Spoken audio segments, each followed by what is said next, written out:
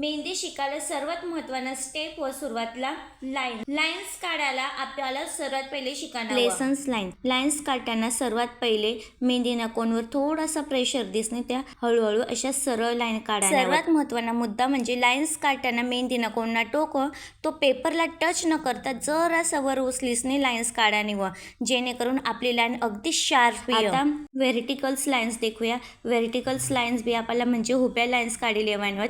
आता काय जण गडबड काय करतात की मेहंदी ना कोण धरताना अशा कशा बी पटकन अशा लाईन वडील येतात. यामुळे तुम्हाला चुका सांगणे तर अशी चूक करा नाही व पेन्सिल वाईज सरळ पहिली लाईन काढी लेवानी व ती लाईनवरच लाईन आपल्याला मेहंदीनं कोणवाई काढानी व तर हळूहळू काढताना तुम्हाला प्रॅक्टिस होईल.